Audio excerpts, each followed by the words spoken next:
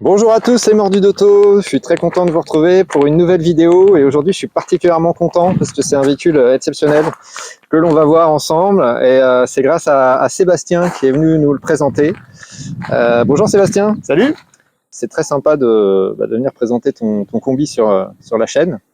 Donc là on est en présence d'un T2 et d'un T2 un petit peu particulier, tu me disais, puisqu'il vient de l'autre côté de l'Atlantique. C'est ça, alors en fait c'est un T2 qui a été fabriqué en Allemagne, donc sur les chaînes originales en Allemagne. C'est vraiment un combi allemand qui était destiné au marché américain. À la sortie de l'usine, il a été directement dans le bateau et il s'est retrouvé à Los Angeles. Et donc maintenant il est en France. Alors il a fait un passage par l'Angleterre dans les années 2000 et puis moi j'ai été le chercher là-bas. Tu l'as acheté en Angleterre. Et t'es passionné depuis toujours, j'imagine, ou presque, de véhicules Volkswagen, de combi? Ouais, alors c'est vrai que depuis l'adolescence ou mes 20 ans, j'ai toujours eu le goût de l'aventure en fait. Et à cette époque-là, je suis parti plusieurs mois en Nouvelle-Zélande et j'ai acheté un van. Alors c'était pas un combi Volkswagen à l'époque, mais j'ai voyagé comme ça pendant plusieurs mois et si j'avais pu le faire avec un combi, je l'aurais fait direct. Voilà, à l'époque c'était compliqué et c'est toujours resté dans un creux de ma tête finalement. Et j'ai pu concrétiser ce rêve finalement il y a quelques années maintenant, avec l'achat de ce beau combi. D'accord, et tu l'as acheté du coup dans son état d'origine et... Non, il y a eu des petites choses qui ont été refaites depuis. Tous les ans, je m'occupe de le restaurer un peu, poste par poste, petit à petit. Là, il a une carrosserie extérieure qui a complètement été refaite l'hiver dernier. Super pimpante, hein. C'est très belle couleur. Alors, tu peux nous en dire plus sur la couleur? Ouais, alors c'est la couleur Bali Yellow. C'était une couleur qui était destinée au marché américain. Magnifique. Qui a été produit que 2 ans, 74 et 75. Et j'ai voulu forcément garder sa couleur d'origine. Donc là, la peinture est vraiment toute neuve, mais voilà, dans sa teinte d'origine. Ça aurait été dommage de faire des belles couleurs parce qu'elle est... Je suis assez partisan de garder en tout cas le max d'origine. Quand on peut améliorer les choses, c'est un petit plus. Mais ouais, garder un maximum de choses d'origine et lui garder son histoire en fait. Alors, c'est quoi les spécificités de la version pour l'Amérique? Alors, c'était essentiellement les répéteurs sur les côtés, donc avec des réfléchisseurs sur les ailes avant, et des répéteurs de feu sur la partie arrière, au niveau de l'aile arrière. Ici, là. Et puis, originalité aussi, c'est qu'on a les veilleuses dans les clignotants aussi. Ça, c'est des normes américaines. À l'avant? À l'avant, ouais. Donc, quand on aime les veilleuses sont dans les clignotants. Et au niveau de l'aménagement Westphalia qu'on va voir après, on n'a pas de spécificité par rapport aux versions européennes? Si, c'est un aménagement qui était un peu spécifique pour le marché américain, qui est la version Corp Mobile, qui était déclinée en, il me semble, 2-3 versions, avec une particularité sur les meubles en fait, sur l'aménagement intérieur. D'accord, tu vas nous montrer ça après. Alors là, je vois les 2 petites portes arrière. Il y a la porte du haut qui permet d'ouvrir le haillon arrière, hein, le exactement. Haillon. Et puis la petite porte pour le moteur. Alors, oui, moteur arrière. Sur la motorisation. Alors moteur arrière, je vais t'ouvrir pour regarder. Ah, oui. Il n'est pas très propre, hein, mais il est dans son jus aussi. Moteur d'origine. Donc c'est un moteur type 4. Il y a eu donc c'est un moteur qui est un peu moins répandu. Souvent, effectivement, dans les combis, on retrouve les moteurs type 1. Donc type 1 1600 et type 4 2 litres. Alors type 4, il y a eu 3 versions, il y a eu 1700, 1800 et 2 litres. D'accord. Donc là on a une version 1700 qui a l'avantage d'être un petit peu plus puissant que le 1600 et assez coupleux. Donc on est toujours sur une boîte 4, boîte courte ici. D'accord. À la base c'est moteur de camionnette, hein, donc il fallait du couple et il fallait que ça soit court pour tracter quoi. Ouais, bien sûr. Voilà. Et du coup on arrive à quelle puissance? Alors 2 têtes je l'ai pas. On doit, de mémoire, on doit être autour des 60 et quelques chevaux. D'accord, ouais. Voilà. Le 1600 classique, je crois qu'il dépassait pas les 50 chevaux. Ouais, on doit être autour des 60, entre 60 et 70, il me semble.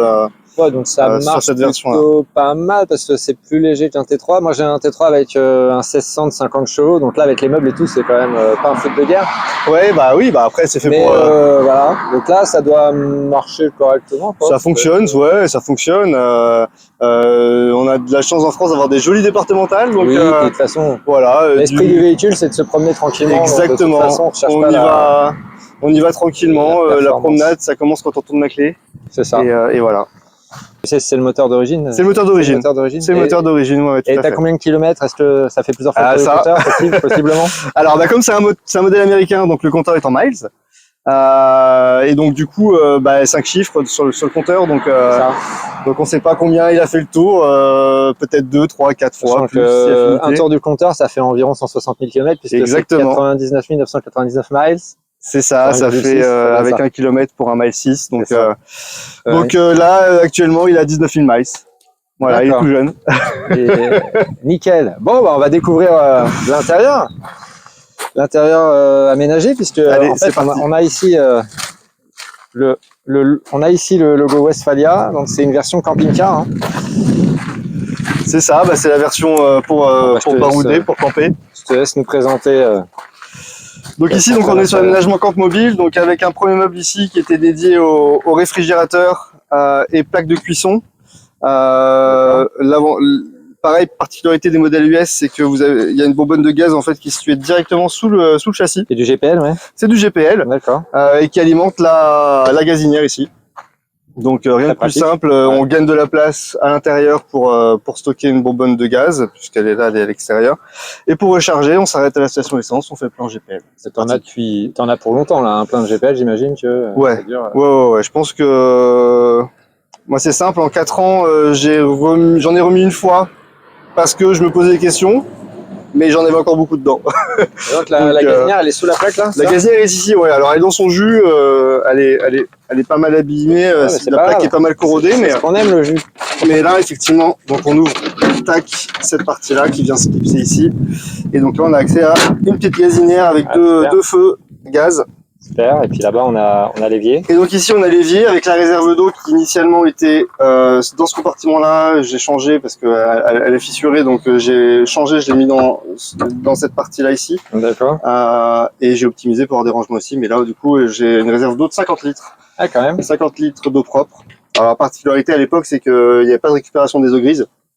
Ah bon? Ça tombe directement en dessous, c'est ça? Ça tombe en dessous, ouais. Bon, donc on fait attention à ce qu'on met dans l'évier. Ouais, voilà. Exactement. C'est un petit pouf entre les deux là? Ouais, un petit tabouret qui permet de stocker des petites choses et puis de servir d'assise aussi quand il y a besoin. Ok, la table. Hop, une petite table. Tout est prévu, hein. Tout est prévu. Tac. La table qui se range contre le... Avec une petite rallonge. Ah ouais. Ah bah oui, il faut ce qu'il faut. Donc là on peut manger, voilà, 3-4 facilement. Ouais, parce que là, l'avantage que tu as, c'est que la banquette fait toute la largeur. Donc, la banquette ici fait toute la largeur, ouais. Et sur certains aménagements qui sont plus récents, effectivement... C'est pas toute la largeur, c'est à le meuble, en fait. Exactement, les berlins, notamment les berlins qui sont plus à la fin des années 70, ont un aménagement complètement latéral. Ouais. Et donc, il y a une banquette qui fait 3/4. Ici, j'ai une banquette qui fait toute longueur. D'accord. Et au fond, derrière, je me permets de rentrer, tu as des placards ici. Placards, ouais. Alors que j'ai rajouté, je ne sais plus si dans la version Camp Mobile il y avait des placards à l'arrière, peut-être le latéral, peut-être pas celui en haut. Mais effectivement, j'ai fait refaire des meubles avec le même plaquage pour gagner en autonomie de chargement. T'as réussi à trouver le même plaquage? Ouais, il y a des passionnés qui refont des aménagements d'époque avec les mêmes accessoires, avec les mêmes plaquages, dans les mêmes dimensions. D'accord, c'est génial. Ouais, donc là, tu as du rangement pour les vêtements, tout ça. Exactement. Et avec 2 enfants, c'est pas de trop. Et donc le lit se déplie facilement le clic-clac se déplie en lit. Exactement. Donc là, il y a un couchage 2 places, donc pour 2 adultes en bas. D'accord. Et puis le toit aussi se déplie pour avoir un couchage 2 places aussi sur la partie haute. Alors là, on va pas pouvoir vous le montrer parce qu'il y a un petit souci avec le système de relevage. Exactement. Ouais. Mais le toit se lève, ça permet de tenir debout dans toute cette partie, et puis ça permet d'avoir un couchage de place, un deuxième couchage. La partie haute du matelas en fait vient se coulisser devant. Voilà. pour allonger la partie couchage. Voilà, donc en fait, ça va venir juste ici, quoi. L'extrémité de la lampe, effectivement, ouais. Et ça va faire donc en fait, on peut partir à 4 à 5 famille, même. 5 parce qu'en fait, en option, il existait un lit hamac qu'on pouvait suspendre et attacher au-dessus là du volant. Ah oui. Et donc faire dormir un petit Ouais, j'ai vu dans ça. une version hamac au niveau du poste de pilotage. Magnifique. Et en place carte grise, t'es à quoi? T'as 4? Alors, étrangement, je suis à 6. T'es à 6. Étrangement, je suis à 6. Il vaut mieux plus que moi. Du coup, il vaut tu mieux peux te plus que balader à moi, 5, effectivement. Parce que Ouais. si t'avais une carte grise 4 places, c'est ça. C'est compliqué après si t'es plus. Mais, ouais, donc comme tout bon import, je suis passé par un certificat FFVE pour l'immatriculation, donc je suis en carte grise collection.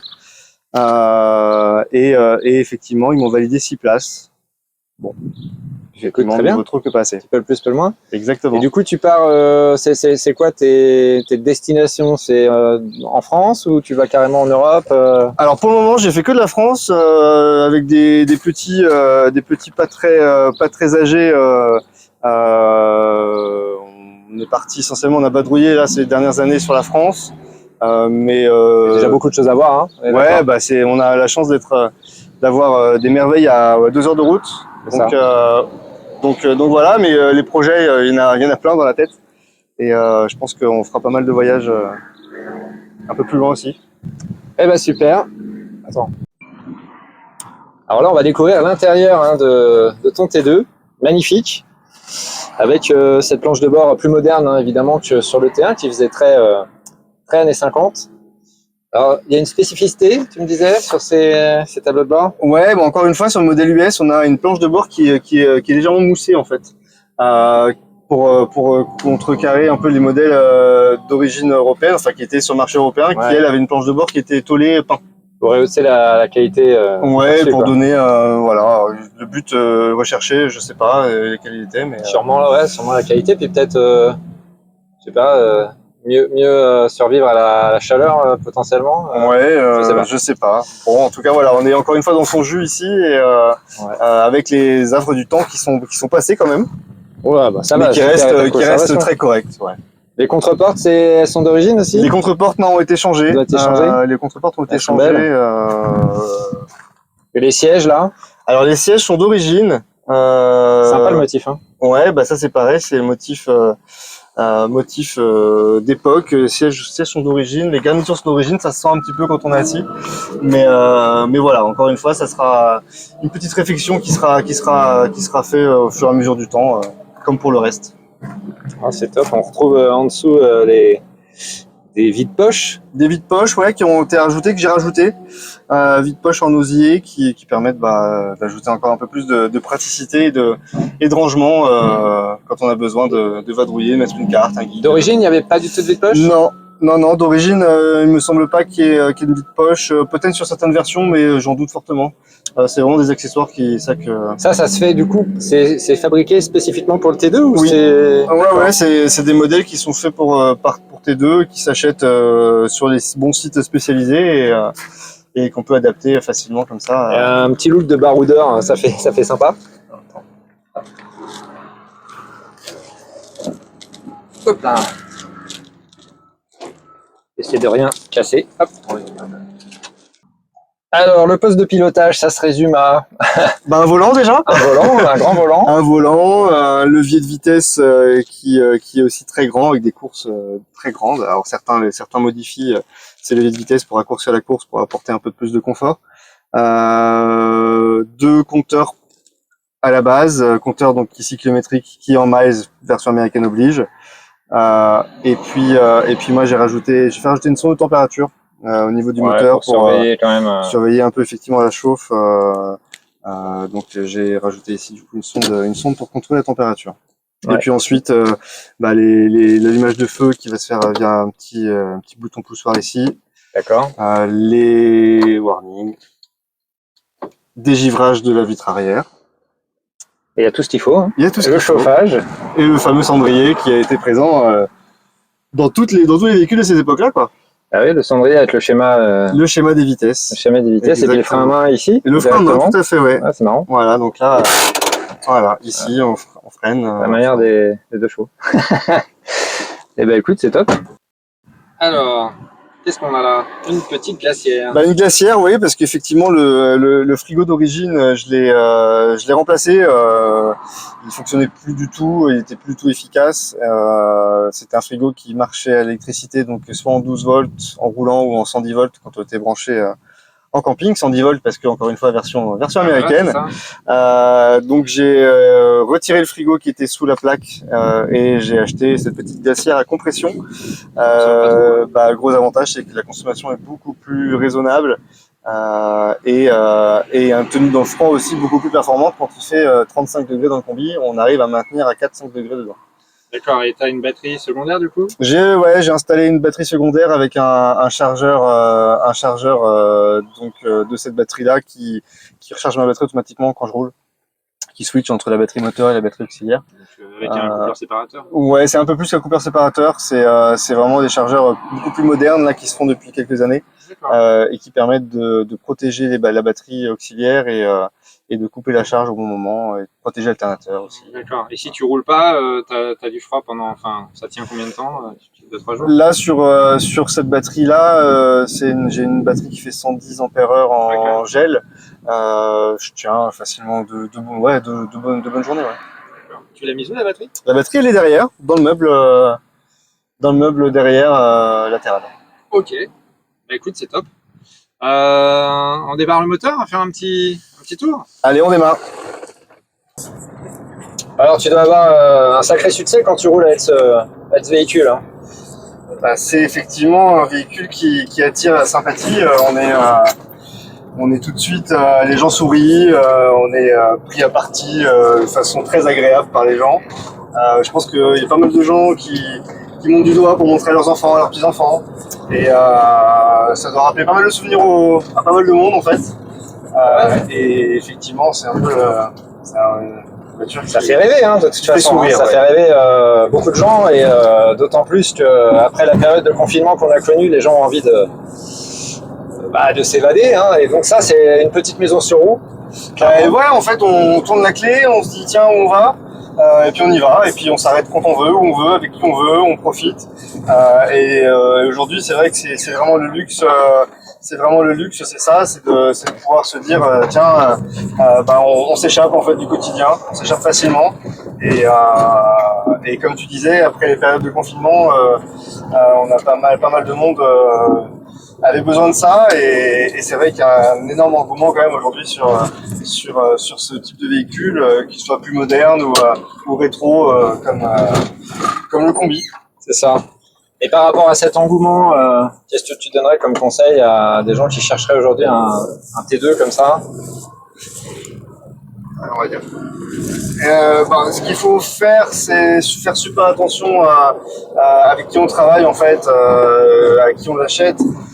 Les modèles d'origine allemande sont de plus en plus rares.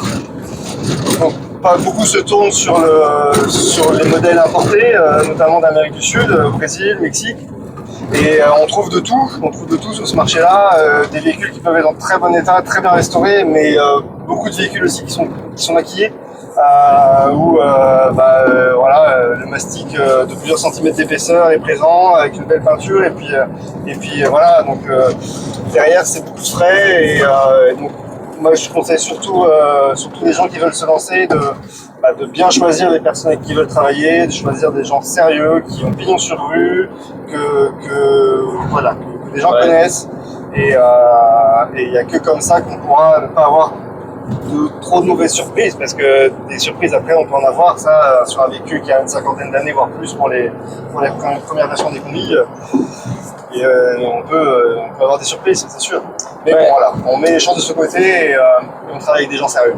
Ouais, ne pas hésiter à se renseigner sur le vendeur, parce qu'il y a des très bons comme des très mauvais. Donc, exactement. Voilà. Ok. En termes d'espérance de conduite, ça donne quoi? C'est typique, hein, on a un grand volant, donc on est assez haut, on est assis un peu comme dans une camionnette en fait. À la base, c'était vraiment une camionnette, le combi, hein, donc c'est un utilitaire. On a un plein volant, on a un levier de vitesse qui a un très grand débattement, une direction non assistée, donc on sent ce qui se passe. La direction est très bateau, hein, il faut anticiper aussi. Pas très précise. Non, voilà, je tourne un peu le volant et il se passe pas grand chose. Hein, oui, voilà. Donc il faut anticiper, c'est le maître mot. Mais voilà, quand on conduit de façon cool, tranquille, détendue, ça se passe super bien. Voilà, de toute façon, c'est fait pour se promener tranquillement, 70, 80, 90 éventuellement, mais c'est ça, voilà, on se promène 80-90. On limite la consommation. Donc, justement, t'es à combien en conso? Alors en consommation, je suis autour des 10-11 litres, donc c'est quand même très raisonnable. Pour en avoir parlé avec pas mal de possesseurs de combi, effectivement, certains peuvent monter à 12, 13, voire 14 litres. Oui, c'est ce qu'on voit souvent. Ouais. Donc 10-11 litres, sachant que, comme je disais tout à l'heure, je suis sur un moteur d'origine, carburation d'origine, en carburation Solex. Et voilà, donc bon, c'est pas un moteur qui est performant, on sait pas ce qu'on lui demande. Par contre, au niveau de l'endurance, et ça, je pense qu'il a déjà fait ses preuves. Ouais. Bon, ça tourne. Voilà, faut y aller tranquille dans les ronds-points, et puis tout se passe bien. On a le son du air-cooled, très sympa, mais en même temps pas trop envahissant, et c'est ça qui est génial sur ces véhicules avec le moteur à l'arrière, c'est que ça feutre quand même. Ça feutre, oui. Alors j'ai quand même isolé le compartiment moteur de façon acoustique avec un matériau qui est prévu pour en tout cas atténuer le son. T'as vraiment vu la différence? Ouais, en fait, en 5-6 décibels, on pourrait se dire c'est pas grand chose. Mais quand on connaît l'échelle des décibels, 3 décibels, c'est déjà voilà, réduction. On divise par 2 le bruit. Ouais, donc j'ai presque divisé par 4 le bruit en tout cas derrière, donc c'est quand même assez intéressant. Et si j'ai surtout fait ça, c'est pour protéger un peu les oreilles de mon fils qui avait même pas 1 an quand j'ai acheté le combi. En effet, ouais. Donc voilà, je me suis dit on va lui éviter des maux de tête au petit et je pense que c'est mieux pour tout le monde. Oui, et puis c'est l'avantage aussi par rapport à certains véhicules d'époque qui avaient le moteur là au milieu, comme certains Peugeot, le Type H aussi. Là, le moteur entre les jambes, là. Moteur entre les jambes, ça fait plus de bruit, effectivement, en tout cas pour celui qui conduit. Bon, et pour celui qui voudrait acheter un T2 comme ça, qu'est-ce qu'il faut compter comme budget par rapport à quel état? Qu'est-ce que tu peux nous dire là-dessus? On va parler du Westphalia, enfin la Westphalia, on va pas parler des versions plus utilitaires ou sur un Westphalia, sur un état correct, une bonne base, en tout cas roulant, pas trop de corrosion, en tout cas de la corrosion qui peut être superficielle avec un châssis et un moteur qui tourne. Il faut compter aujourd'hui sur ces modèles-là, la version T2B, une enveloppe, je pense, autour des 20 000 euros.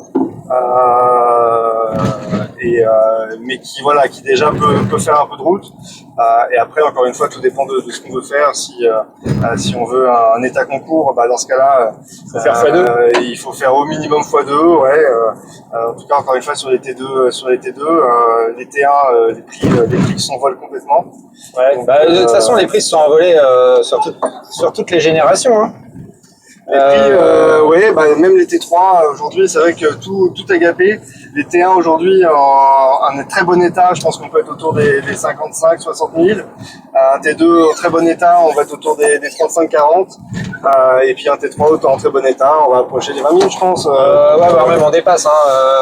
Moi j'en vois beaucoup. Pour avoir quelque chose de correct, c'est minimum 20 000 et on va dire entre 20 et 25. Donc ouais, après tout dépend des versions, tout dépend de l'état, de l'entretien, de pas mal de choses. La différence entre le T2A et T2B, c'est surtout au niveau du couchage dans le toit. Le T2B a un vrai couchage, le T2A a d'origine des hamacs. Ouais. Alors ça peut s'adapter, on peut adapter un lit sur un T2A, mais voilà, ça demande un peu de modif. Et je voulais directement une version qui permettait de dormir à 4 dans le combi, donc voilà, le T2B était quand même la version privilégiée pour moi, en tout cas pour une question de praticité tout simplement. Et puis on garde la bouille du T2. Ouais, carrément, qui est craquante. Hein.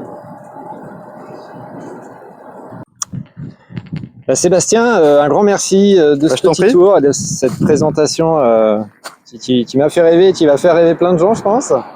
Il est magnifique. Le mot de la fin, qu'est-ce que tu nous dirais? Bah écoute, moi ça m'a fait plaisir de pouvoir te montrer mon combi. C'est vrai que c'est un véhicule qui est quand même mythique, hein. Je crois qu'il est même dans le top 3 des voitures préférées. Ouais, je Donc, pense. Ouais. donc c'est vrai que c'est un rêve qui a pu se concrétiser. Et en tout cas, pour ceux qui ont ce rêve-là, lâchez pas et vivez vos rêves, quoi. Voilà, comme dirait Jean-Jacques Goldman. Ça sera le mot de la fin. J'irai au bout de mes rêves. C'est ça. Bah écoute, profite à fond de ton van en famille et puis au plaisir de se croiser sur les routes. Avec plaisir. À bientôt, À Sébastien. bientôt. Salut.